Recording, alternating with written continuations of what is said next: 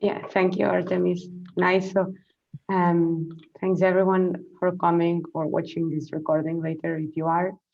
I'm just gonna share my screen. I will try to be not too boring and not too technical for everyone. So, and thanks to TReND in Africa for organizing these webinars and letting us access their network of contacts. I'm Gemma, and I will be presenting our small project, which is called Ercilia. And we are trying to do we are doing a hub of artificial intelligence tools dedicated to drug discovery. So I guess the most important is who are we? We are a small team. We started this initiative in September 2020. So Eduardo is also molecular biologist by training. He got his PhD in Cambridge. Mikel is a computational pharmacologist, actually a chemist, and he got his PhD in Barcelona and then continued on the field of machine learning and artificial intelligence as a postdoctoral researcher. And myself, as Artemis has said, I'm a molecular biologist by training and have recently moved to the computational field. So our mission in Ercilia is to strengthen the research capacity against infectious and neglected diseases. Why is that? Well, the numbers are pretty overwhelming. As you know, research costs are really high. It takes billions of dollars to develop new drugs and up to 12 years. And this makes research prohibitive in low resource settings. So if we take in as a research output the number of publications, you can see that in low and lower middle income countries, they don't amount to even 10% of the publications in 2018. And this landscape is not likely to change soon because also the number of high-level institutions such as universities is much less in those countries. This leads to a Western bias in biomedical research, as we call it. So as you know, high and upper middle income countries have a burden of disease mostly due to non-communicable diseases. But in low and middle income countries, this burden is much more shared between communicable and non-communicable diseases. Despite the fact that many people in the world are affected by communicable diseases, when we look at the drug discovery scene, we see that 87% of the drugs in development pipelines are for actually non-communicable diseases. So that there is a large gap of diseases that are not being addressed by the large pharma companies. And not only this, but as the WHO already stated in 2013, so I just quote them, all countries need to be producers of research as well as consumers of it, because some questions may need local answers and the research has to be adapted to the needs of each country. So if it's not only the type of diseases that are investigated, but where are they being investigated?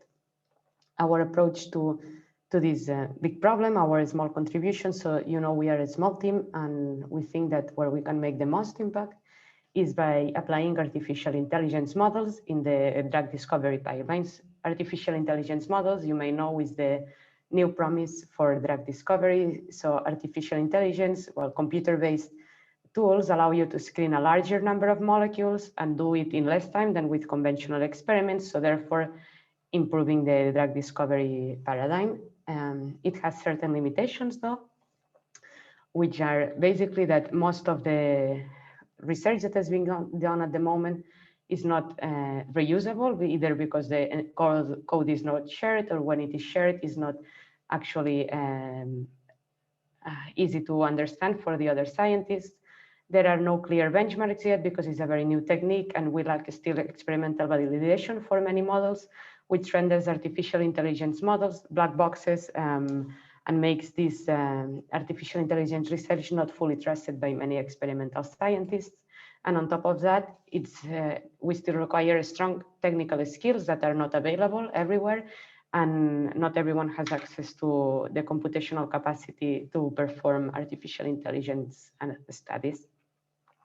If we go a bit into more detail on how can artificial intelligence help in the drug discovery, you may be very familiar with this pipeline. So the drug discovery pipeline begins by identifying some targets, some genes that are affected in your disease, then trying to identify molecules, leads that will modify these genes, optimizing those leads so that they will have the best pharmacokinetic properties and toxicity properties, finally moving on to clinical trials. And when you have arrived here, if you succeed, you still need to monitor the progress of your pharmac for a couple of years after approval. So this is a very long and costly process, and it's already been proposed that artificial intelligence can be plugged to many of these processes to make them faster and cheaper, such as understanding which genes are more important in the diseases so that should be targeted, improving the leads, so optimizing the chemical libraries from which we develop our drugs, or understanding better the drug-drug interactions and the possible toxicities we have. This realm is already invaded by several big companies. So here, for example, you may have seen this film in Netflix about AlphaGo, which was the first computer that was able to beat humans playing this game, the Go game. So the same team, DeepMind, has developed what they call the AlphaFold, which is an artificial intelligence tool that is able to fold proteins solely using the amino acid sequence. They are able to predict the folding of the structure with higher reliability and less time than any other procedure so far. And this is already a great advancement in research. As you know, crystallizing structures is very expensive and time costly. Also, here you see this painting is actually not a painting done by humans, but it's the first painting done completely with a computer. So you may judge the quality of it, but but at the same time, the same manner that now computers can paint like humans, computers can also create new molecules. So I want to highlight the partnership between this data-driven drug discovery company, Exscientia, and this Japanese pharma, because they together have started the first clinical trials using a drug completely developed with artificial intelligence. So there are advancements in the field, which is great, but the question is, how is this applied to academic research worldwide? As a scientist, what can we do to tackle this, to use these new techniques and apply them to our research? So this is exactly what we are trying to do with Ercilia. Our goal is to provide ready-to-use artificial intelligence models. So, for example, if you have a drug or a number of drugs and you want to understand which targets, which genes are affected by these drugs, you can actually use artificial intelligence to do that. But the process is quite complex, so you need to start by having some data. This data needs to be processed, and then it can be fed into the models that we need to train. Once this model is trained, it needs validation, first with our own sets, and then with sets that the model has not seen before, and even possibly we need to validate that the model is working experimentally.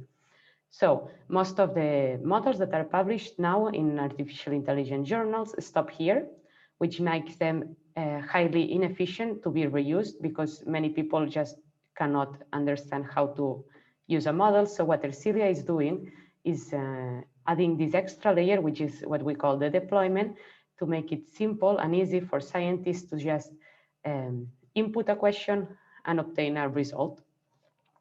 As an example, I have chosen a few of the models that we are actually including in our hub now. One of them is just collecting directly from the literature. So this paper came out last year, was published in Cell. It's the largest study about broad antibiotic discovery of broad antibiotic activities. It's great, but the code is fully open source, but of course you cannot, there is no app to fastly use this model. So what we have done is bundle this code. So now in our Ercilia hub, what you can do is you just write the drug you are interested in, and it will give a prediction of whether this drug is active or inactive. We can go further than this, and we can basically, instead of taking models that are already developed, we can look at data sets. So for example, in this paper, they did a large screening of over 50,000 compounds against for antimalarial activity of liver stages of the parasite.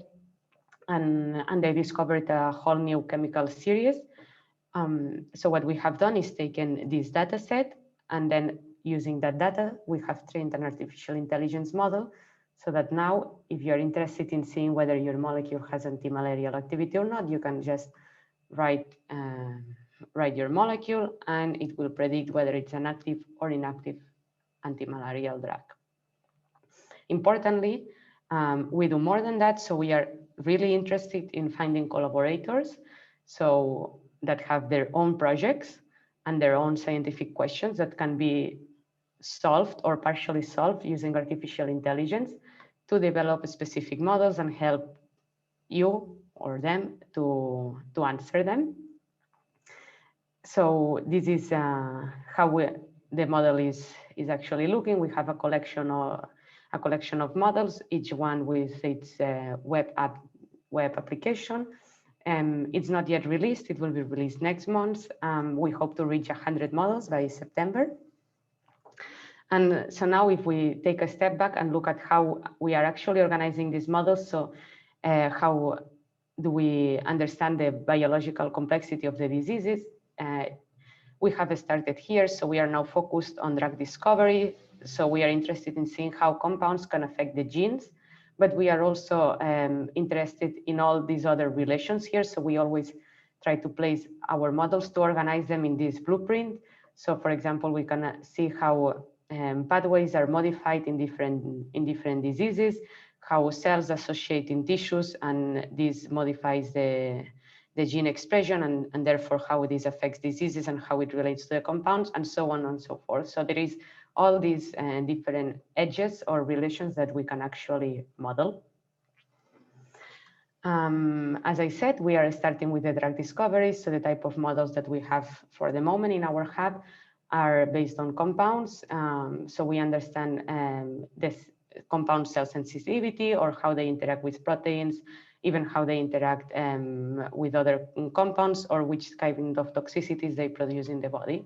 All these models are free to use. They are available online. And when we have used data or models trained by other authors, we always credit the original authors of the model. And importantly, we try to maintain our models state of the art. And I hope in the next few slides that are a bit more technical, but not too boring, I can convince you of why, of what technology are we using to make our models. So the technology we use is called the chemical checker. It's a resource that was developed by Miquel, one of our co-founders, at the laboratory of Patrick Alloy at IRB Barcelona. It was recently published in Nature Biotechnology. And basically what this resource does is encode the chemical information and biological information of small molecules. So you know, when we want to train a model, we have the compound, and we need to give this compound in a way that the computer can understand, so in a numerical vector. Yes, so here we have these chemical characteristics, and we try to encode them here with, let's say, ones and zeros to feed this information into the computer. But actually, this is not the only information we have about this compound. We actually know that this compound is an antimalarial. We know which activity it has. We know its side effects. We know which family of molecules it is related to. So we have a lot of information that in the classical machine learning models, it is not encoded. So what Miquel and Patrick and his team tried was to use all this information and put them into vectors so that they can fit much more information into the machine learning models, making those predictions much more accurate. They organize the biological space in 5 different levels. So we have the chemical information about the molecules. We also have, if there is information, what are these molecules targeting, how they interact at the level of networks and the level of cells, so gene expression or the results in cellular bioassays, and even if there is available information, what are the clinical effects, the indications, other side effects, or drug-drug interactions. The chemical checker is currently encompassing 800,000 molecules, so it's the most comprehensive resource to date. And using this tool, actually, they were able to train at the group of Patrick a tool that has been top performer in the Dream Challenge last year. And so it is a lot of information behind it. You can ask Mikel, I think he's here in the chat if you have any questions, but the summary behind all these years of work is that we are now able to produce signatures that reflect accurately not only the chemical structure, but also the information we have at the cell level and at the therapeutics level of each of these small molecule compounds. If we take an example, this is a tiny chunk of the chemical checker database, because here we can see each row is a compound. So here we see a few hundred compounds, and remember that we have 800,000 compounds. So this is the chemical checker vectors. And as you can see in the classical solution, we would be seeing only this information, which is related to the chemical information. But with the chemical checker vectors, we are actually able to have all this information about each of the molecules. If we can, then what we can do is we can plot all these molecules. So here we are plotting 10,000 compounds into what we call these maps. Each dot is a molecule, and we can see that these molecules are clustered. Molecules that are in the same cluster means that they are similar according to chemical checker signatures. So if they are similar, we expect them to have the same effect. So indeed, if we look here, for example, these molecules target the estrogen receptor 1, or these molecules target the MAP kinases 8 and 9. What is interesting to see here is that some of these clusters are indeed chemically similar, but some of these clusters are not chemically similar. So they are similar, and we can identify that thanks to all these other levels of information that are added into the chemical checker signatures. To put some more examples of why is this important, here we have DNA damaging drugs that are used in cancer. So if we plot these drugs into these maps using the chemical checker signatures, we see that they elicit the same transcriptional responses in human cells. They have the same sensitivity profiles, but their structure is quite different. And having this path allowed the group of Patrick to identify a new molecule with potential activity as an anti-cancer drug. The other way around is also true. So if we look at two groups of different types of antibiotics, we see they are chemically different. They have similar mechanisms of action in the bacteria, but the transcriptional profile that they elicit in human cells is quite different, which is very important when understanding the side effects of each of the antibiotics. So why is all this so important? Because why we need such detailed information?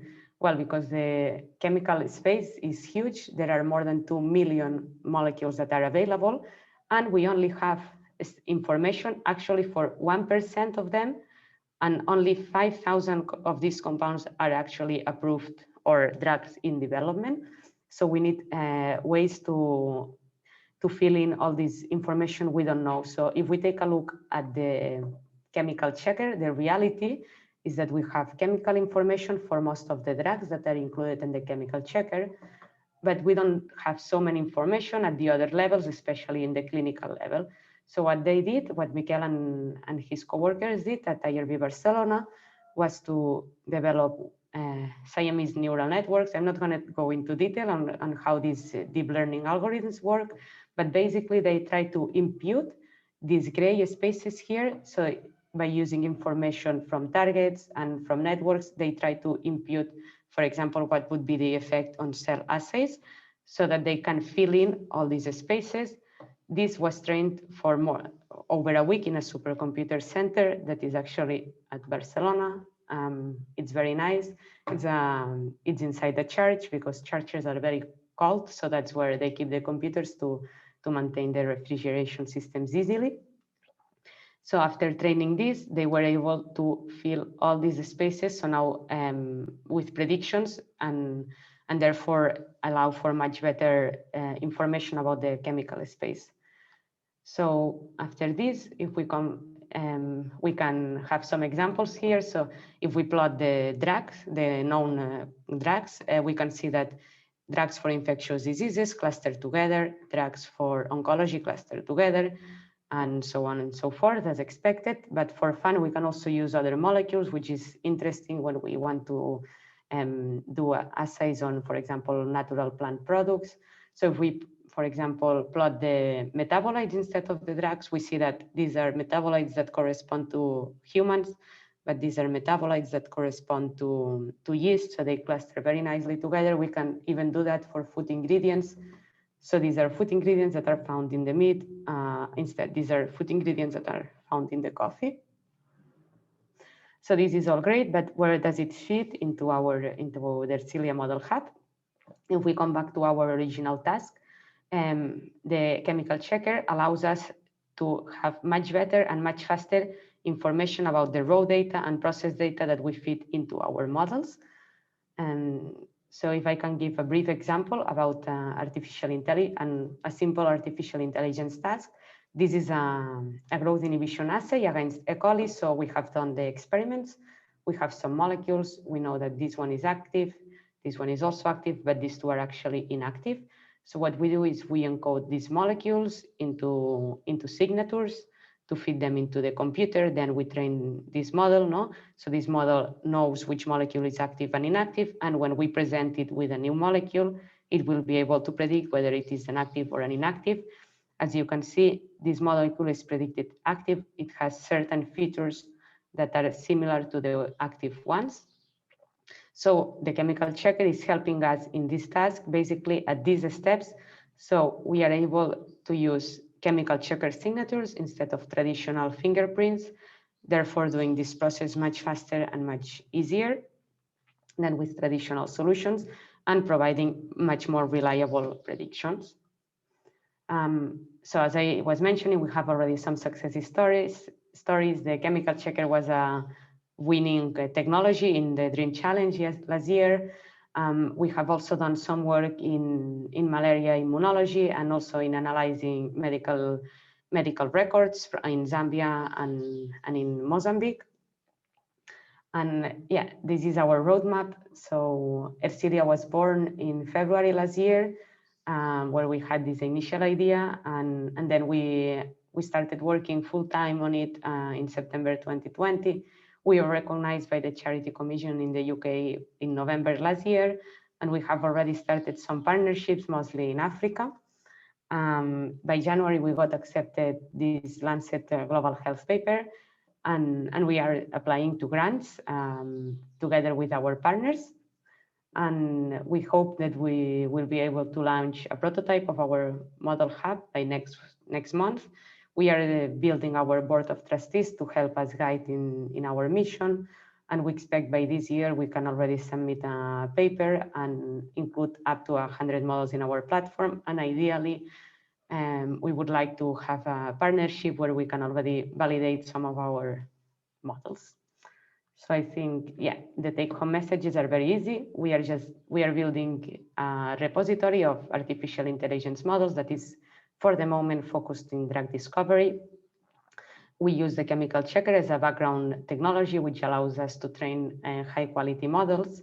And we are a not-for-profit initiative, and we really are very interested into partnering with researchers to help them solve the problems they might have and to help them implement sustainable artificial intelligence tools. So that's us. Yeah, thank you very much. And I'm gonna stop sharing now. Thank you, Gemma, for the nice talk and introduction. Quite interesting. And first of all, I want to say good luck, since you're about to make public your model hub. So I hope everything goes well. Thank you. And I think Miguel had a question. Yeah. I think. No, actually, it was